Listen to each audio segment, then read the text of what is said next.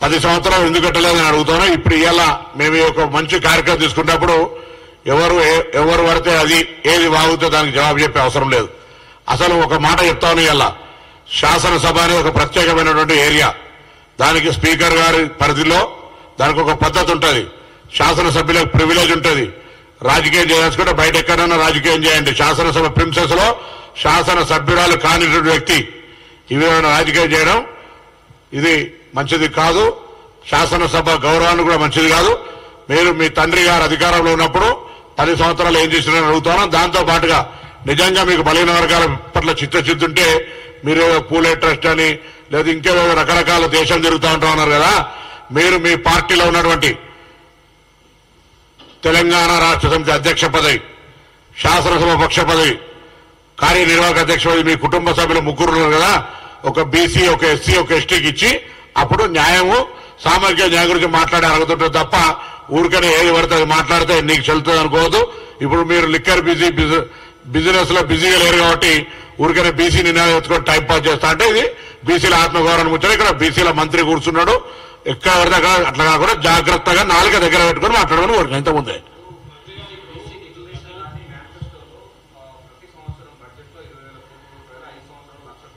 అంతకంటే ఎక్కువనే పెడతాం సోదరా. Right, we are planning. గురుకులాల నిర్మాణం కావచ్చు, మెచ్చార్జీల పెంపు కావచ్చు, సమీకృత హాస్టళ్ల నిర్మాణం కావచ్చు, అన్ని రకాల కార్యక్రమాలు మేము గతంలో శాసనసభను ప్రశ్నించినట్టుగానే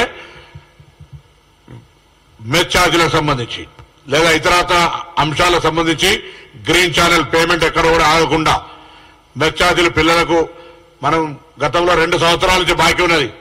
నాణ్యమైన వస్తువులు అడిగేటువంటి పరిస్థితి లేదు. మధ్యాహ్నం భోజనం చేసేటువంటి వంట చేసేటువంటి వాళ్ళ పేమెంట్తో ఇటువంటి ఎక్కడ కూడా నయా పైసా ఆగకుండా గ్రీన్ ఛానల్ ఏర్పాటు చేయబోతా ఉన్నాం. రాబోయే కాలంలో కూడా గౌరవ ముఖ్యమంత్రి గారు అంగీకరించారు. నేను ఒక శాఖ మంత్రి గారు ధన్యవాదాలు చెప్తా ఉన్నాను.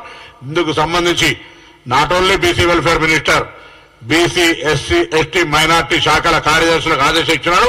దాని ప్రణాళిక చేయమని చెప్పి ఆర్థిక శాఖ మంత్రి, డిప్యూటీ చీఫ్ మినిస్టర్ గారు కూడా ఈ విషయంలో వెరీ మచ్ కన్సర్న్. కాబట్టి ఈ అంశాలు ఎక్కడ కూడా సంక్షేమానికి సంబంధించి పేద విద్యార్థులు చదువుకునే విధంగా వాళ్ళకు సంబంధించినటువంటి మెచ్చార్జీలు ఇతరత్ర కిరాయిలు కావచ్చు లేదా ఇతరత్ర ఎక్కడ ఉండదు.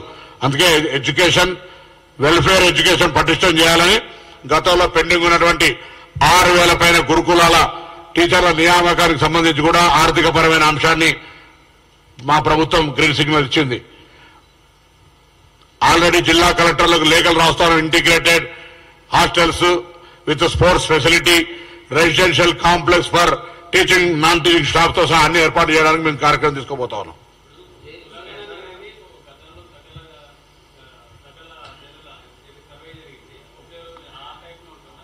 డీటెయిల్ గా ఉంటుంది దీనికి సంబంధించి. అందుకే నేనేమంటున్నా, మా దగ్గర ఉన్న ఆలోచనతో పాటుగా మీకు కూడా ఏదైనా సలహా సూచన చేయదలుచుకుంటే ఐఎమ్ రెడీ, ఓపెన్.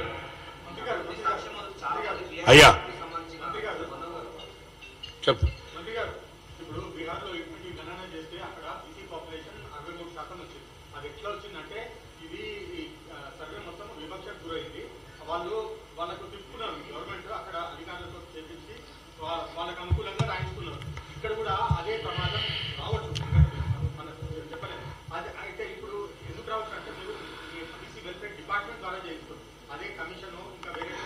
నేను బీసీ వెల్ఫేర్ డిపార్ట్మెంట్ ద్వారా చేయిస్తానులే, కమిషన్ ద్వారా చేయిస్తానులే.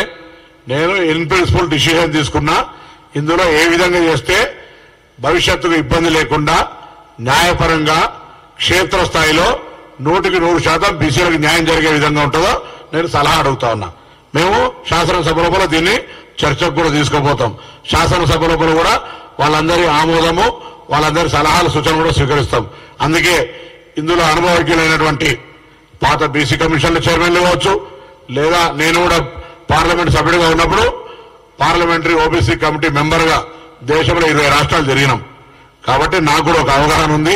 దాన్ని ఏ విధంగా చేయాలనే ఆలోచన వ్యక్తిగతంగా concern minister my own idea అయినా నేను తప్పకుండా దానికి సంబంధించిన విషయాల లోపల అందరి ప్రొఫెసర్స్ కావచ్చు, ఈ కన్సర్న్ ఎవరికైతే ఉందో బ్యాక్వర్డ్ క్లాస్ పనిచేయాలన్న ఆర్గనైజేషన్స్ కొన్ని ఉన్నాయి, వాళ్ళందరూ ఒపీనియన్ తీసుకుంటాం. దానికి ఎక్కడ కూడా భవిష్యత్తులో అటువంటి విమర్శ, అటువంటి అవకాశం లేకుండా ఉండే విధంగా చర్యలు తీసుకుంటాం. మీరు అనుమానపడే అవసరం లేదు. వాళ్ళు లేదు సోలు లేదు, కొడుకు పేరు సోమని కానీ అనుమానపడకు. అది ఇప్పుడు సబ్జెక్ట్ కాదు ఇక్కడ. నో సబ్జెక్ట్ అది ఇప్పుడు కాదు. నో అది సబ్జెక్టే కాదు. ఓన్లీ ఇది ఓబీసీ కుల జనగణన. నీకు ఎప్పుడు డిబేట్ అయ్యాలి, బాగా అలవాటు అది. ఇంకా అందరికి ధన్యవాదాలు. ఈ యొక్క బీసీ కుల జనగణన అంశానికి నేను పాత్రికేయ మిత్రులందరూ కూడా సహకారం అడుగుతా ఉన్నా. పారదర్శకంగా రాబోయే సమాజంలో వెనుకబడిన వర్గాల కోసం జరుగుతున్న ఈ యొక్క నివేదిక చేయాలని చెప్పి కోరుతున్నా. మా గౌరవ వేములవాడ శాసనసభ్యుడు, ప్రభుత్వ విప్ ఆది శ్రీనివాస్ గారు, ఓబీసీ చైర్మన్ నూతి శ్రీకాంత్ గారు, ఎప్పుడు బీసీల హక్కుల కొరకు కొట్లాడే సీనియర్ నాయకుడు పిసిసి వైస్ ప్రెసిడెంట్ నిరంజన్ గారు, మిగతా వాళ్ళందరూ కూడా రావాల్సి ఉంటారు. కానీ వివిధ కార్యక్రమాల వల్ల వాస్తవంగా 12 అయితే అందరూ అందుకుంటారు. ఈ గాంధీవన్ అలవాటు అయిపోయింది. మేమేమో 12 గంటలకు మా దగ్గర ఇలా వేములవాడ టెంపుల్ డెవలప్మెంట్ అథారిటీ సమావేశం పెట్టుకున్నాం. దాని గురించి ముఖ్యమంత్రి గారు టైం ఉంది కాబట్టి నేను హరి గారిని పర్సనల్ రిక్వెస్ట్ చేసి టైం ప్రిపోన్ చేసుకున్నా. 11 గంటలకు కూడా మీరు లేచి ఉదయాన్నే వచ్చినందుకు మీ అందరికీ ప్రత్యేకించి ధన్యవాదాలు.